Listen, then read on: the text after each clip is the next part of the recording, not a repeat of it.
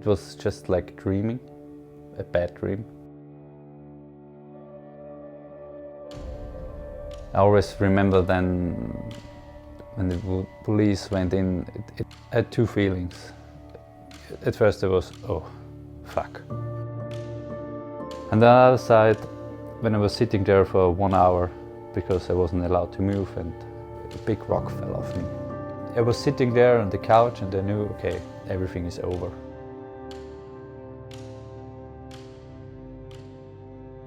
I was part of the Austrian cross-country skiing team of the World Championships in Oslo 2011. I came there from the Junior World Championships. Everybody was happy and everybody said, yeah, you're a great talent and now you will get the chance to compete at the World Championships in Oslo at Holmenkollen. I remember this was a really great experience for me, but I remember sitting there with the whole cross-country skiing team at dinner. And after the races, there was this kind of toxic talk with officials, coaches and older athletes.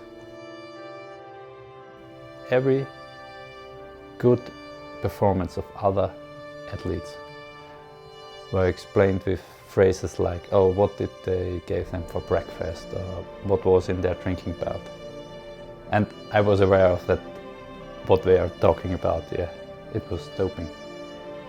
It was not just that they said you have to dope. It just was this toxic talk, and this toxic talk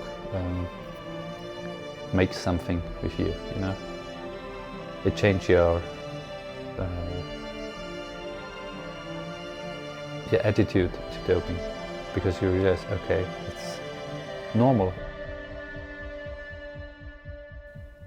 I think there was the World Cup in Rybinsk, and you know, it was one of the craziest races I can remember, because all the Russians were in front and they raced like a full sprint. We raced like crazy people, and then you just give the number, just follow him. He's waiting for you, you know. It's just simple like that. At first, okay, I have to blame myself that I did it. But on the other side, it was just this talk inside of the team that made it normal. Then the accessibility. And this is just a cycle that drives you into doping. That was one of the biggest mistakes in my life.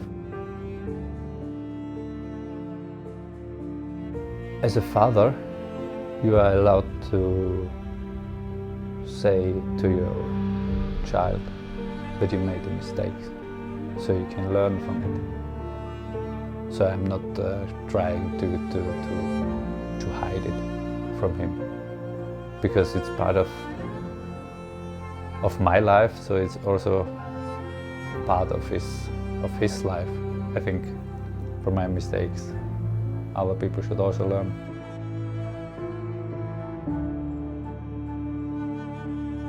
I think that the best way to prevent doping is to create the best environment for athletes. Because every athlete wants to become the best. And then a federation or a ski club or a coach has to create a great environment for the athletes that they can improve.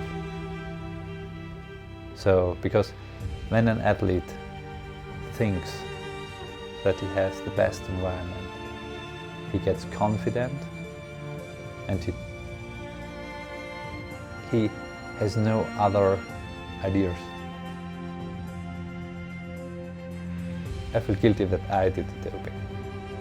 I think you can be the best without, but I also don't think that there is no one using it. This is my part in sport, just to tell my story, and if somebody wants to learn from my story, he has the chance.